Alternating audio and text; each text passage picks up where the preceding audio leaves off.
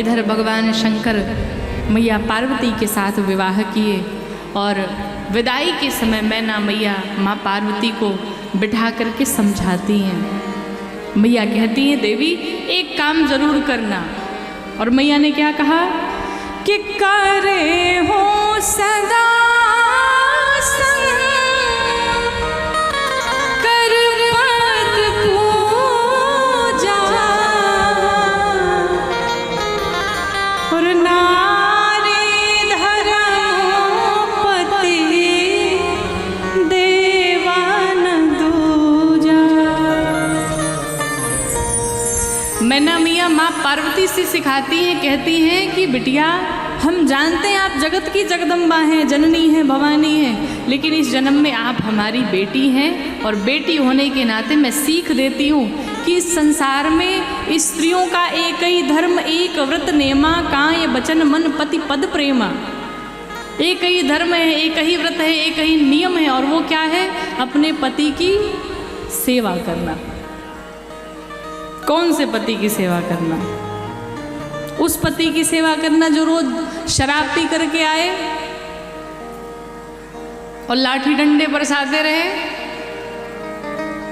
नहीं महाराज, ऐसा नहीं है। उस पति की सेवा नहीं, जो वाकई में पत्नी माने, अपने पत्नी का सम्मान करे। और सिर्फ एक पक्ष के लिए नहीं, दूसरे पक्ष के लिए भी कहा गया पति को भी अपनी पत्नी का सम्मान करना चाहिए। हमारे शास्त्र आदेश करते हैं पति में लाख अवगुण हो, लाख अवगुण हो, पर अगर सिर्फ एक अवगुण नहीं है, कौन सा?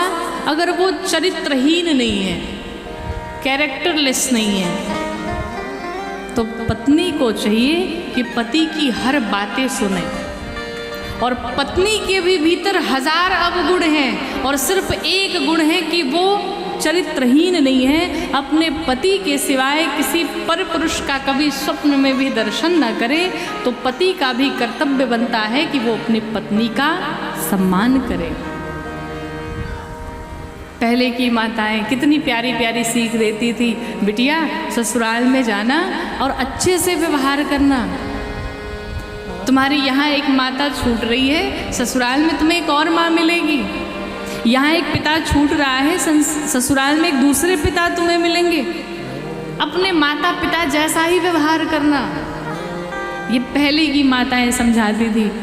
आजकल की सब तो नहीं कह सकते, पर कुछ माताएं जरूर ऐसी हैं, कुछ जो बहुत ही मॉडर्न है। वो ये नहीं सिखाती कि ससुराल में कुछ हो भी जाए ना तो यहाँ मत बताना, थोड़ा उसे धैर्यतापूर्वक सुलझाना, समझना। वो तो ये सिखाती हैं तुम जा रही हो, बस विवाह हुआ और दूसरे दिन दिल्ली लेके फरार हो जाना, घर परिवार को देखने की कोई आवश्यकता नहीं है। ये तो गलत व्यवहार है भाई। जिसने पाल पोस के बड़ा किया वो भी तो कोई उम्मीद करके बैठा है। किसी की सेवा करने की जरूरत नहीं है, परिवार को लेके चलने की जरूरत नहीं है, ये गलत बात है।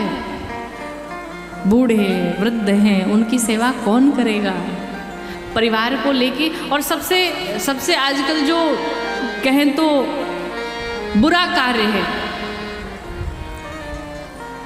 जो सबके पास फोन है ना आजकल, ये बहुत गड़बड़ काम कर रहा है।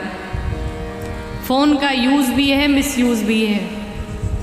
जैसे पहले चिट्ठी भिजवाई जाती थी ना, चिट्ठियाँ चलती थी, तो चिट्ठी मान लो कि बिटिया लिखेगी, फिर लिख के उसको पहुंचाएगी, पहुंचने में 5-6 दिन लग जाएंगे, 10 दिन लग जाएंगे, और जब तक चिट्ठी बाबूजी के पास पहुंचेगी तब तक इधर क्रोध ठंडा हो जाता था, इसलिए बात बढ़ती नहीं थी।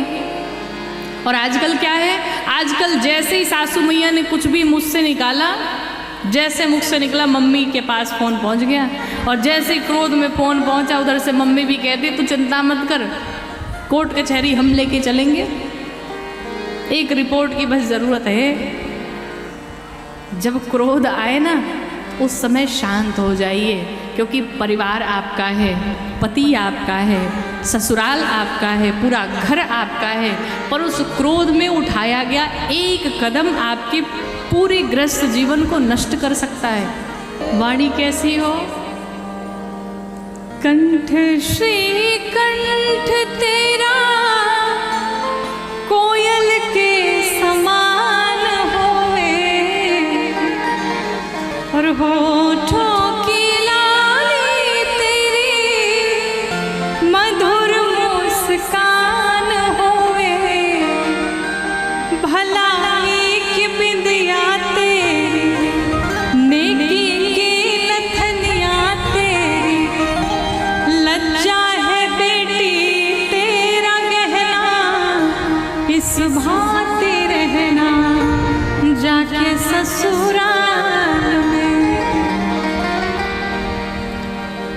एक स्त्री का आभूषण क्या है, गहना क्या है? सोने चांदी हीरे मोती नहीं है। सबसे बड़ा गहना उसका शर्म है, उसकी लज्जा है। जिस कन्या के, जिस स्त्री की आंखों में शर्म नहीं है, समझो कि वो फिर सूर्पणखा है, वो स्त्री नहीं है, वो कन्या नहीं हो सकती। हमारी वाणी, हमारे शब्द बताते हैं कि हमारे संस्कार कैसे हैं। और जैसे ही कन्याएं कुछ भी बोलती हैं ना, ससुराल में कुछ भी कह दे अगर, तो तुरंत उंगली किस पे उठती है? माँ पर। इसकी माँ भी ऐसी होगी। तो कुछ भी करने से पहले, कुछ भी बोलने से पहले इस बात का ध्यान रखिए कि हम कुछ भी करेंगे, हमारे माता पिता पर, हमारी परवरिश पर उंगली उठेगी। इसलिए हर एक बेटी को इस बात का ध्यान रखना चाहिए। लज्जा ही स्त्रीणाम भूषणम, लज्जा ही स्त्रियों का गहना है। जब शर्म हो ना आंखों में, हमारे यहाँ पिता से आंखों में आंखें डाल के बेटियां बात भी नहीं करती। हमारे एक संस्कार हैं। तो जिस प्रकार से मायके में माता पिता बोल देते हैं, डांट देते हैं, तो ससुराल में भी समझना चाहिए ऐसे ही। चलो ये भी माता पिता हैं, इन्होंने भी कुछ कह दिया तो कौन सी बड़ी बात होगी। सहनशीलता आज नहीं वो चीज़। थोड़ा सहन करना सीखे, थोड़े समझौते सब हर एक बेटी को करना पड़ता है। हाँ, मैं मानती हूँ कि मायका जैसा ससुराल कभी नहीं हो सकता है, लेकिन फिर भी हमारे माता पिता हमें पढ़ाते लिखाते हैं इसी दिन रात के लिए कि हमारे जीवन में कभी कोई ऐसी परिस्थिति आ भी जाए तो हम उसे हैंडल कर सके, हम उसे संभाल सके। इसलिए निवेदन है, आप भी अपने बेटियों को अच्छी से अच्छी शिक्षा दीजिए, अच्छे से अच्छे संस्कार दीजिए। मैं ना मैया भी माँ पार्वती को समझा रही हैं और समझा करके विदा किया है। भगवान कैलाश पहुँचे, कुछ काल बीते, तत्पश्चात कार्तिकेय भगवान का जन्म हुआ है। कार्तिकेय भगवान ने दुष्ट राक्षस ताड़कासुर का वध किया, देवताओं को मुक्त किया। बोलो कार्तिकेय भगवान की। दक्षिण भारत में कार्तिकेय भगवान को मुरुगन स्वामी कहते हैं। इस चरित्र को गोस्वामी जी ने संक्षिप्त में लिखा। गोस्वामी जी कहते हैं, मुझे राम जी की कथा गानी है, इसलिए मैं शिव जी के इस विवाह के चरित्र को संक्षिप्त में लिखता हूँ। भरद्वाज जी याज्ञवल्क्य जी के मुख से इस राम कथा को श्रवण करके महाराज आनंदित हो गए, प्रसन्न हो गए।